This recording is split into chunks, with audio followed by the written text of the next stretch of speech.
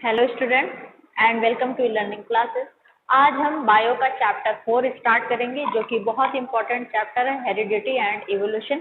लेकिन इस बार हमको सिर्फ हेरिडिटी पढ़ना है। इवोल्यूशन जैसा कि हम जानते हैं कि हमारे कोविड की वजह से काफ़ी सिलेबस रिड्यूस हुए हैं, तो इस बार इसमें सिर्फ हेरिडिटी पढ़ना है हमको और सेक्स डिटर्मिनेशन और इवोल्यूशन के टॉपिक को इस बार हमको नहीं पढ़ना है। ठीक है, तो हम सबसे पहले स्टार्ट करेंगे हेरिडिटी की। हेरिडिटी क्या होता है, यानी कि कैरेक्टर्स को one generation to another generation में कैरी ऑन करना, पास होना।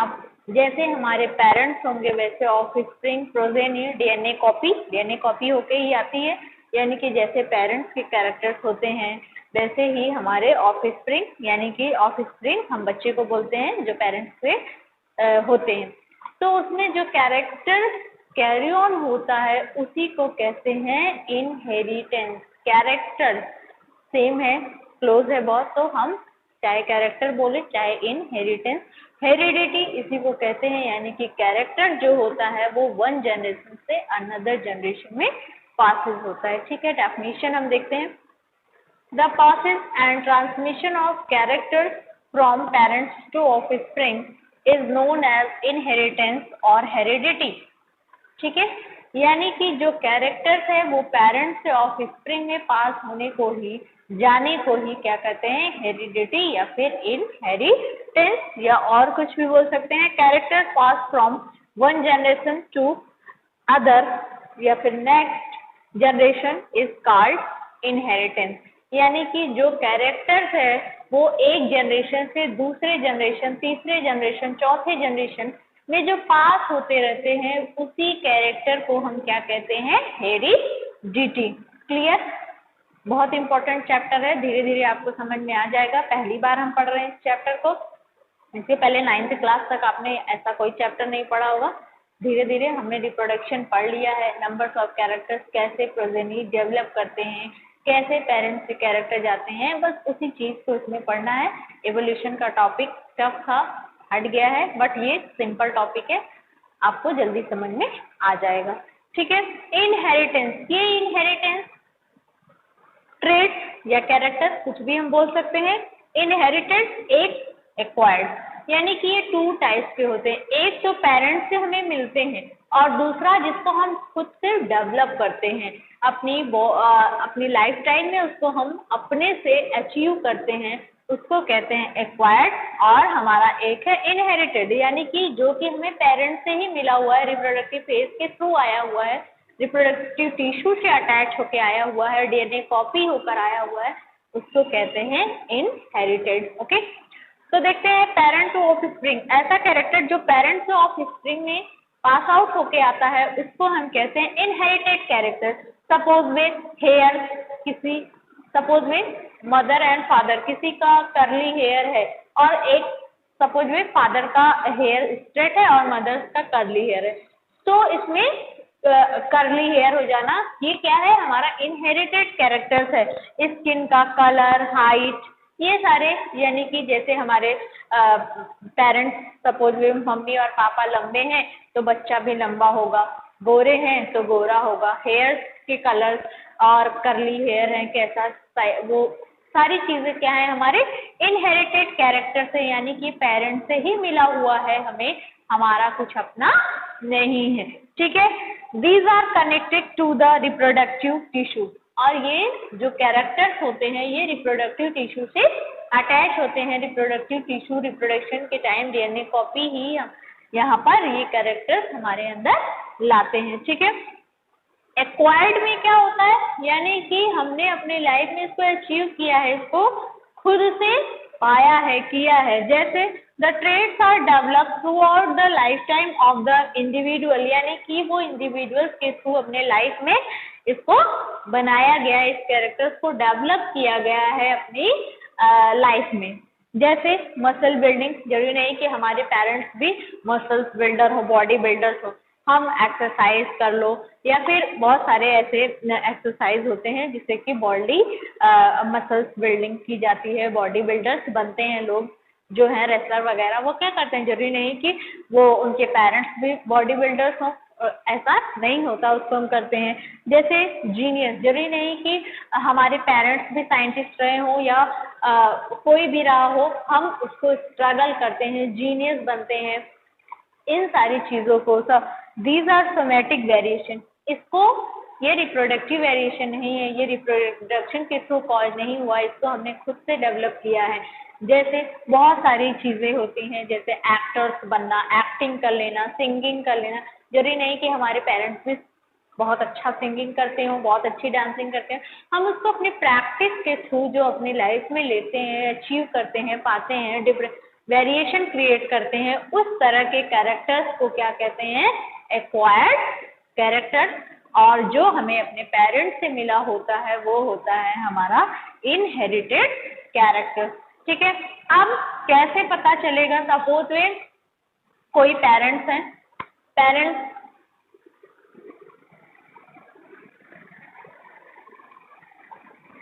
ठीक है, सपोज वे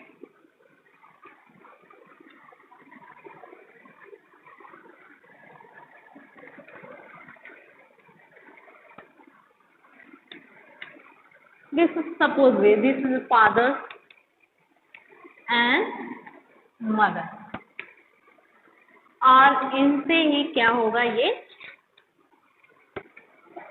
बेबी। ठीक है, सपोज इनकी आईज का जो कलर है वो ब्लैक है और इनकी आईज का कलर वो ब्राउन है। अब बच्चे का कौन सा कलर होगा? Black brown, black brown. ऐसा हम कैसे अनुमान लगा सकते हैं? इसके लिए हमें एक परफेक्ट की यही पॉसिबिलिटी अदर के साथ भी हो। ऐसा नहीं कि यहाँ पर ब्लैक आ गया, हाँ ब्लैक आ गया, सपोज हमने ऐसे कर दिया ब्लैक होगा, तो ऐसे नहीं। इसके लिए एक पॉसिबिलिटी होनी चाहिए जो कि सभी पर ये लागू हो। जैसे कि अभी कोविड का वो नहीं मिल पा रहा है वैक्सीन, क्योंकि वो किसी पे काम कर रहा है, किसी पर नहीं कर रहा है, लेकिन हमें ऐसा चीज चाहिए, ऐसा परफेक्ट चाहिए कि जो सब पर लागू हो सके, है ना। इसके लिए हमें जो जेनेटिक्स के फादर्स हैं, दैट इज कौन है वो? Gregor John Mendel. उन्होंने इसको क्लियर करके बताया, इस जो हमारे अंदर जो ये प्रॉब्लम ये हो रही है, जो इसको उन्होंने पूरी तरह से क्लियर कर दिया और बताया कि यही होगा। उन्होंने इन सारी चीजों को डिस्कस किया, इस पे एक्सपेरिमेंट किया और फिर हमें ये चीज दिया कि क्या पॉसिबिलिटी होगी जेनेटिक्स अगर ऐसा है, कौन सा कैरेक्टर प्रोजेनी में ऑफस्प्रिंग, प्रोजेनी ऑफस्प्रिंग में जाएगा। ठीक है, तो ग्रेगर जॉन मेंडल 1884 यानी कि ये इनका बॉर्न हुआ था और ये इनकी डेथ हुई थी 62 ईयर्स में। ये फादर्स ऑफ जेनेटिक्स, यानी कि इन्होंने जितनी सस्पेंशन थी कि आई का कलर कैसा होगा, हेयर कैसा होगा, स्किन का कलर कैसा होगा, कौन लंबा होगा, कौन छोटा होगा, इस सारी प्रॉब्लम को इन्होंने क्लियर कर दिया, सॉल्व कर दिया और इनको फादर्स ऑफ जेनेटिक्स कहते हैं। इस प्रॉब्लम को सॉल्व करने के लिए उन्होंने अपने गार्डन पी प्लांट को सिलेक्ट किया। अब गार्डन पी प्लांट्स को ही क्यों सिलेक्ट किया? ह्यूमन बींग्स को क्यों नहीं सिलेक्ट किया? ह्यूमन बींग्स में नंबर्स ऑफ प्रॉब्लम थी, उनको ह्यूमन बींग्स को सिलेक्ट करना चाहिए था। लेकिन अगर वो ह्यूमन बींग्स को सिलेक्ट करते, सपोज में वो इतने साल ही वो जी रहे थे और उतने साल ह्यूमन बींग्स भी जीते, उनकी नेक्स्ट जनरेशन कैसे वो कितनी बहुत करते, एक पेरेंट्स को देख लेते, उनके दादा दादी को, उसके बच्चे को देख लेते, बहुत करते, उनके बच्चों को देख लेते, उसके आगे की जनरेशन को कैसे देखते? तब तक तो वो खुद ही मर जाते, खत्म हो जाता, तो फिर वो वहीं पर अटका रह जाता, फाइनल हो ही नहीं पाता कि अगर आगे आने वाली जनरेशन में ये कैरेक्टर पॉसिबिलिटी शो हो रहा है कि नहीं। इसीलिए उन्होंने एक प्लांट्स को लिया और पी प्लांट्स ऑलरेडी आप जानते हैं 2-3 महीने में क्लियर, एक लाइफ जनरेशन उसकी क्लियर हो जाती है। दूसरा, इस तरह से वो नंबर्स ऑफ उसके जनरेशन को लाइफ हिस्ट्री उसकी कवर कर सकते थे और जान सकते हैं कि पॉसिबिलिटी क्या है। तो गार्डन पी प्लांट्स का जो बॉटेनिकल नेम है आप जान लो, पाइथम सेटाइवम इसको बोलते हैं। उन्होंने गार्डन पी प्लांट्स के सिलेक्ट करने के रीजन क्या क्या थे? रीजन से शॉर्ट लाइफ साइकिल, इसकी लाइफ साइकिल बहुत जल्दी ये ग्रो करता था, फ्लावर्स आते थे, फली लगती थी और फिर सूख जाती थी फली, सीड कवरिंग होती थी, everything is a final, life clear हो गई, खत्म हो गया, उखाड़ लिया गया जमीन से और मटर को यूज कर लिया गया, है ना। बस यही होती है लाइफ साइकिल, ऑलरेडी आप जानते ही हो। उसके बाद इजी टू ग्रो, और इजी में ये इजी में ग्रो कर जाता है। कोई आम का पौधा ले लेते अगर, उसको लगाते 2-3 साल 4 साल बाद वो फलता तो बहुत टाइम लग जाता, लेकिन ये क्या हो रहा था कि बहुत जल्दी ग्रो कर जा रहा था और ज़्यादा से ऐसा भी नहीं कि बहुत सुटेबल इन्वायरमेंट की ज़रूरत थी, बैक्टीरिया आराम से ये ग्रो कर लेता है। उसके बाद it's possible numbers of genetic study, इसमें नंबर्स ऑफ जेनेटिक स्टडी करना पॉसिबल था, यानी कि एक जनरेशन, दूसरी, तीसरी, चौथी, पांचवी, 2-3 साल में से काफ़ी जनरेशन लगातार सुटेबल कंडीशन प्रोवाइड करते रहते और ऐसा सीड मिलती जाती उनको, उसको ग्रो करा के ये काफ़ी जनरेशन वहाँ पर देख सकते हैं। उसके बाद it had 7 pairs of contrasting character, सबसे इम्पोर्टेंट जो बात है कि इसमें 7 पेयर्स ऑफ कंट्रास्टिंग कैरेक्टर, यानी कि डिफरेंट कैरेक्टर्स उनको दिखाई दे रहे थे, उनको जो कैरेक्टर्स मिले इसके आधार पर उन्होंने देखा कि इसकी पॉसिबिलिटी नेक्स्ट जनरेशन में क्या है। इसके लिए हमें 2 चीज जानना बहुत जरूरी है, तब जाके हम इस 7 कैरेक्टर्स को समझ पाएंगे। सबसे पहले हम जान लेते हैं डोमिनेंट कैरेक्टर या ट्रेट और रिसेसिव ट्रेट। ये 2 फंडामेंटल्स क्यों आए हैं? डोमिनेंट यानी कि जो प्रभावी हो, जिसका प्रभाव हमें दिखाई दे नेक्स्ट जनरेशन में, और रिसेसिव ट्रेट यानी कि इसका जेनेटिक कैरेक्टर्स तो होता है बट ये डिस्प्ले हो रहा है कि नहीं हो रहा है, ये यानी कि जब ये एब्सेंस होगा तब जाके ये प्रेजेंट होगा, अगर ये प्रेजेंट है तो इसके होते हुए भी ये इसको दिखाई नहीं देने देगा। जैसे कोई बहुत दुबला पतला इंसान हो, वो फील्ड्स में प्रेजेंट हो लेकिन बाकी लोग इतने मोटे तगड़े हैं कि उसको दिखने ही नहीं दे रहे हैं, दिखाई ही नहीं दे रहा। जैसे कोई पार्टी वगैरह फंक्शन होता है स्टेज पे, तो बाकी लोग थोड़ा सा मोटे तगड़े ज़्यादा सजे धजे रहते हैं तो वो आगे ही शो होते रहते हैं, दिखते रहते हैं, लोगों की नज़र उन्हीं पे पड़ी रहती है, जो पतला दुबला सा बगल में है उसके ऊपर उसकी नज़र जाती नहीं। तो ये इसके ट्रेट तो होते हैं, जेनेटिक जो इसके कैरेक्टर्स है वो प्रेजेंट होते हैं बट सो डिस्प्ले ये नहीं होते। डेफिनेशन हम देख लेते हैं, समझ लेते हैं, तभी हम मेंडल के जो 7 पेयर्स कैरेक्टर्स थे, जो 7 डोमिनेंट थे और 7 रिसेसिव कैरेक्टर थे, उसी के आधार पर इन्होंने जनरेशन टू जनरेशन स्टडी किया हुआ है। ठीक है, देखते हैं dominant character. It is one that express itself in the presence और एब्सेंस ऑफ रिसेसिव कैरेक्टर। ये अपने आप को रिप्रेजेंट करता है, चाहे रिसेसिव कैरेक्टर प्रेजेंट हो या ना हो, प्रेजेंट हो या एब्सेंस हो, उससे कोई मतलब नहीं। अगर हम हैं तो हम अपने आप को शो करेंगे, हम दिखाई देंगे, चाहे ये हो चाहे ना हो, यानी कि ये कैरेक्टर कैरी ऑन होगा। उसके बाद रिसेसिव ट्रेट, ये बेचारा जब ये नहीं होगा तब अपने आप को शो कर पाएगा, अदरवाइज ये नहीं दिखेगा, होते हुए भी ये नहीं दिखेगा। In is one that express itself only the absence of dominant trait, यानी कि जब डोमिनेंट ट्रेट ये ट्रेट नहीं होगा तभी दिखाई देगा, अदरवाइज नहीं दिखाई देगा। जैसे कि दोनों पेरेंट्स के हेयर करली हैं और स्ट्रेट हेयर किसी का नहीं है, तो सिंपल सी बात है करली हेयर होगा। दोनों के आईज ब्राउन है तो सिंपल सी बात है ब्राउन होगा। लेकिन अगर एक की ब्लैक है और एक की ब्राउन है तो ब्राउन ब्लैक उसको आने नहीं देगा, क्योंकि हम डोमिनेंट कैरेक्टर हैं, तुम रहो चाहे ना रहो हम आगे ही रहेंगे, हमसे तुमसे कोई मतलब नहीं है। इस तरह से ये डोमिनेंट और रिसेसिव होते हैं। अब हम देखते हैं टी प्लांट के 7 कॉन्ट्रास्टिंग कैरेक्टर्स हैं कौन कौन से। ठीक है, तो हमारे जो 7 कॉन्ट्रास्टिंग कैरेक्टर्स हैं वो है फ्लावर का कलर। हमने देखा है कि जो मटर का फ्लावर होता है वो पर्पल कलर का भी होता है और व्हाइट कलर का भी होता है। अब इसमें जानना है कि डोमिनेंट और रिसेसिव कौन है, कौन अपने आप को शो करेगा और कौन हाइड हो जाएगा। उसके बाद सीड का शेप, एक एकदम राउंड शेप की होती है, एक रिंकल शेप की होती है। उसके बाद पोजीशन ऑफ अ फ्लावर, कुछ फ्लावर जो होते हैं टॉप पे उनका फ्लावर होता है और कुछ साइड स्टेम से निकले होते हैं उनका फ्लावर साइड साइड में होता है। उसके बाद हाइट, कुछ प्लांट जो मटर के पौधे होते हैं लंबे होते हैं, कुछ छोटे होते हैं। सीड का कलर, सीड का कलर, कुछ का कलर येलो होता है और कुछ ग्रीन होते हैं। And shape of pot, pot मतलब फली, जो फली होती है एक पूरी फूली हुई होती है, एकदम चिकनी फूली हुई, और एक होती है इमली जैसी, है ना, बीच में दबी दबी पूरा स्ट्रक्चर बना होता है मटर के दाने का। और उसके बाद कलर ऑफ पॉट, और कुछ एकदम ग्रीन डार्क कलर के होते हैं, कुछ येलोइश कलर के होते हैं, येलो जिसको बोलते हैं। ठीक है, अब इन सारे 7 जो हमें ये कॉन्ट्रास्टिंग कैरेक्टर्स है, इसी के थ्रू इजी हो जाएगा कि पता करना कि कौन सा कैरेक्टर नेक्स्ट जनरेशन में आने वाला है, कौन डोमिनेंट है और कौन रिसेसिव है। हम देखते हैं, एक तरफ डोमिनेंट और दूसरी तरफ रिसेसिव, यानी कि डेफिनेशन के थ्रू, यानी कि ये ऐसे कैरेक्टर है, चाहे ये प्रेजेंस हो चाहे एब्सेंस हो, लेकिन शो कौन होगा, यही कैरेक्टर शो होंगे। ये तब शो होगा जब ये कैरेक्टर नहीं होंगे, हाइड होंगे, तब जाके रिसेसिव कैरेक्टर अपने आप को शो कर पाएगा, अदरवाइज नहीं।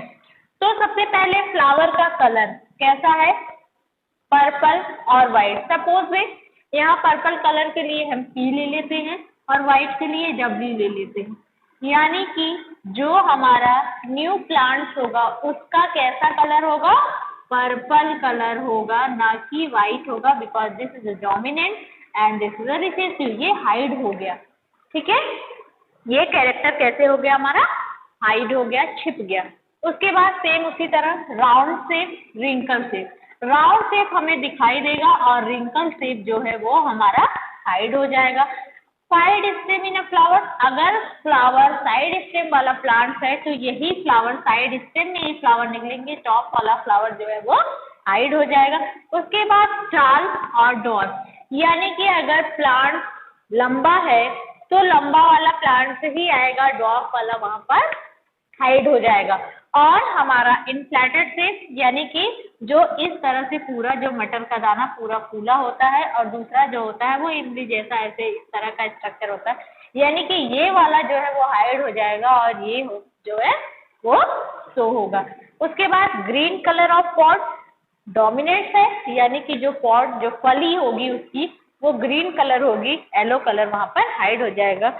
और सीड कलर, अगर सीड येलो होता है और ग्रीन होता है, ठीक है, तो ये येलो कलर जो है वो डोमिनेंट कैरेक्टर है और ये ग्रीन कलर जो है वो रिसेसिव कैरेक्टर है, यानी कि ग्रीन कलर शो होगा और हमारा येलो कलर शो होगा और ग्रीन कलर हमारा वहां पर हाइड हो जाएगा। ठीक है, तो इसी तरह हम इसके आगे हम इसी को डिटेल्स में पढ़ेंगे और इसी के आधार पर हमें डोमिनेंट और रिसेसिव कैरेक्टर के आधार पर ही मेंडल्स ने डिसाइड किया था कि कौन सा कैरेक्टर, ह्यूमन बीइंग्स में भी इसी तरह से उन्होंने डिसाइड किया कि which character is the dominant and which is a recessive, and those are dominant, this is a represent या फिर डिस्प्ले होगा इन नेक्स्ट जनरेशन। ठीक है, यानी कि जो डोमिनेंट कैरेक्टर है, यानी कि हमने जो सीड लिया, एक ये सीड लिया और एक ये सीड लिया, दोनों को फर्टिलाइज्ड कराया, लेकिन जो कैरेक्टर हमें दिख रहे हैं वो हमें सिर्फ डोमिनेंट दिख रहे हैं, रिसेसिव कैरेक्टर्स नहीं दिख रहे, सिर्फ इधर वाले का ही सब कुछ दिख रहा है, इधर वाले का नहीं दिख रहा है। लेकिन ये सिर्फ फिनोटाइप, अब हम इसके लिए कुछ टर्म्स देखते हैं, alleles, phenotype, genotype, homozygous, heterozygous. ठीक है, इस तरह के हम कुछ कैरेक्टर्स देख लेते हैं जो कि आगे हमें इस चीज को करने में जरूरत पड़ेगी, जिसको हम जानते रहेंगे तभी समझ पाएंगे कि ये सब क्या हो रहा है। ठीक है, तो पहले हम कुछ टर्म देख लेते हैं जो कि हमें आगे जब हम क्रॉसिंग कराएंगे तो उसमें ये जरूरत पड़ेगी। तो सबसे पहले एलील्स, एलील्स क्या होते हैं, one of the different form of a particular gene occupying the same position of a chromosome, यानी कि कुछ ऐसे डिफरेंट फॉर्म होते हैं जो कि एक पर्टिकुलर जीन पे, क्रोमोसोम के जीन होते हैं जो कि कैरेक्टर सेम रिप्रेजेंट करते हैं, क्रोमोसोम पे प्रेजेंट होते हैं, उसी को एलील कहते हैं।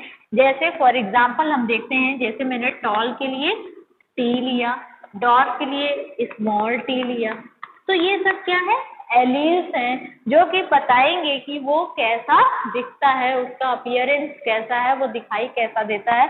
ये इन सारी जो भी टर्म्स आएंगे उसको हम क्या बोलेंगे, एलील बोलेंगे। ठीक है, उसके बाद हमारा आता है जीनोटाइप। ये बहुत इंपॉर्टेंट है हमारा जीनोटाइप, यानी कि जेनेटिक रिस्पॉन्स, यानी कि जो जेनेटिक उसका सिचुएशन है, genetic composition of an individual. Genetic composition क्या है, जैसे कोई प्लांट, मैंने 2 प्लांट लिए एग्जाम्पल के लिए, जैसे कि ये हमारा है टॉल, 2 प्लांट्स ले लिया हमने, ये प्लांट्स हैं हमारे 2, एक टॉल है और एक डॉर्फ है। यहाँ से टी टी ये सपोज में, और ये स्मॉल टी स्मॉल टी।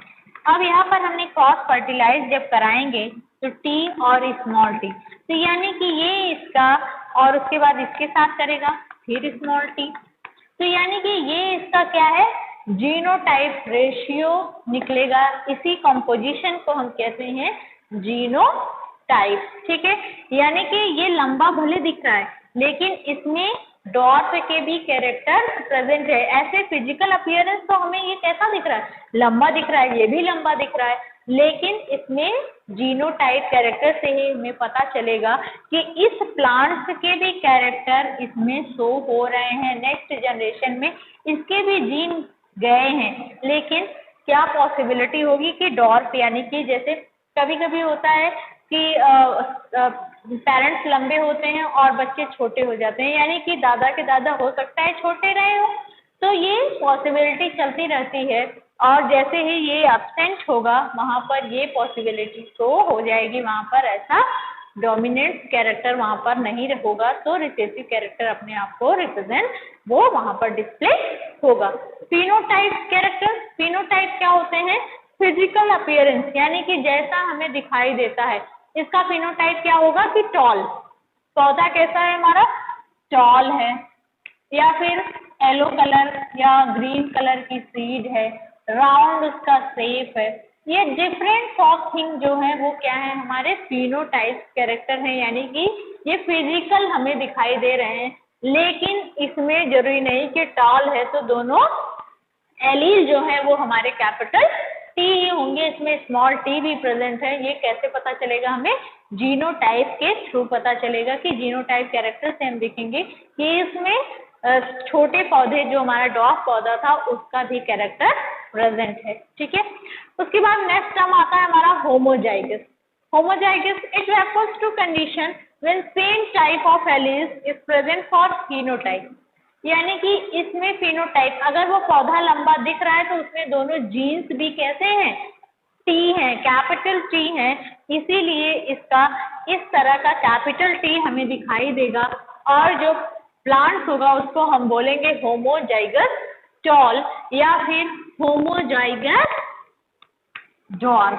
ठीक है, इस तरह से, यानी कि इसके जो एलील्स होंगे वो सेम होने चाहिए, डिफरेंट नहीं होने चाहिए, होमोजाइगस उसको बोलते हैं। और जो डिफरेंट होते हैं उसके लिए क्या है, हेट्रोजाइगस है, यानी different type of alleles is present for phenotype, यानी कि वो दिख तो रहा है टॉल बट इसमें जो एलील्स हैं इसके सेम नहीं है, वो डिफरेंट है, इसीलिए हम इसको क्या बोलेंगे, हेट्रोजाइगस टॉल। ठीक है, उसी तरह सपोज में ये टॉल है और उसके बाद येलो रिंकल्ड है, यानी कि रिंकल्ड भी कैरेक्टर है, लेकिन इसमें दिख कैसा रहा है, टॉल और येलो, लंबा है और कैसा है, ये येलो कलर है, यानी कि ये हेट्रोजाइगस टॉल येलो प्लांट होगा। अब आगे हमें इन सारे टर्म्स की जरूरत पड़ेगी रेशियो निकालने के लिए कि पहले जनरेशन और दूसरे जनरेशन में कैसा होगा, यानी कि ये कैरेक्टर्स, ये हम टर्म्स इसलिए इम्पोर्टेंट है कि कभी कभी होता है कि जब बच्चे होते हैं कि कर्ली हेयर, पेरेंट्स के कर्ली हेयर है लेकिन बच्चों के कर्ली हेयर नहीं हुए, क्यों नहीं हुए, क्योंकि इसके पहले की जो जनरेशन रही होगी उसके कुछ कैरेक्टर्स वहां पर प्रेजेंट होंगे, लेकिन उसमें डोमिनेंट कैरेक्टर दूसरा है हमारा इसलिए वहां पर वो चीजें शो नहीं हो रही। इन सारी चीजों की हमें एलील समझ में आ गया। What is allele? Genotype and phenotype. Phenotype जो फिजिकल अपीयरेंस होते हैं, जीनोटाइप जो जीन्स वहां पर प्रेजेंट होते हैं, जो एलील्स है उसके आधार पर हम देखते हैं। ये रेशियो हमें निकालना पड़ेगा आगे, इसलिए जरूरत पड़ेगी होमोजाइगस और हेट्रोजाइगस, यानी कि वो प्लांट होमोजाइगस टॉल है या होमोजाइगस डॉफ है, या हेट्रोजाइगस टॉल है या डॉफ है। ठीक है, डॉफ तो होना ही नहीं है, हेट्रोजाइगस ही होगा। ठीक है, हमने देखा कि हेरिडिटी क्या है, और उसके बाद हम मेंडल्स ने इसको सिलेक्ट किया और इन सारे कैरेक्टर्स को कैसे उन्होंने पी प्लांट्स को सिलेक्ट करने के क्या रीजन थे। उसके बाद कुछ टर्म हमने देखे जो कि हमें आगे जब मेंडल्स के एक्सपेरिमेंट को हम देखेंगे तो वहां जरूरत पड़ेगी। जैसे उन्होंने 2 एक्सपेरिमेंट्स कराया, F1 जनरेशन और F2 जनरेशन। पहले मोनोहाइब्रिड यानी कि एक ही कैरेक्टर्स को लेके उन्होंने अपनी स्टडी की। उसके बाद उन्होंने डाई हाइब्रिड 2 तरह के कैरेक्टर्स यानी कि टॉल प्लांट्स ले लिया, एक लंबा और राउंड और रिंकल शेप ले लिया, यानी कि टॉल डॉट यानी कि लंबा या छोटा पौधा, और उसके बाद सीड जो है वो राउंड और रिंकल ले लिया। उसके बाद उन्होंने एक ग्रीन कलर की सीड ली और येलो कलर की। इस तरह से उन्होंने 2 कैरेक्टर को साथ में कैरी ऑन किया। पहले जनरेशन में उन्होंने देखा कि सारे पौधे जो हैं वो कैसे आ रहे हैं, टॉल आ रहे हैं, सिर्फ एक ही पॉसिबिलिटी है डॉर्फ की। और उसके बाद जब दूसरे डाई हाइब्रिड में उन्होंने देखा तो नंबर्स ऑफ पॉसिबिलिटी 9:3:3:1 की आई, यानी कि एक पौधा जो था वो प्योर रिंकल्ड और ग्रीन कलर का था, बाकी 9 जो थे वो लंबे थे, राउंड थे, येलो थे, और उसके बाद 3 जो थे वो पूरी तरह से 3 ग्रीन, राउंड ग्रीन, येलो था, वो था रिंकल्ड, और 3 जो थे वो राउंड येलो और टॉल थे। तो इस तरह से उन्होंने इन चीजों को किया। तो अब यहाँ आगे के टॉपिक को हम नेक्स्ट वीडियो में देखेंगे। इस टॉपिक में हम इन सारी चीजों को पहले डिक्लेयर कर लेंगे, क्लियर कर लेंगे, तभी वो चीजें हमें समझ में आएंगी। Okay, thank you.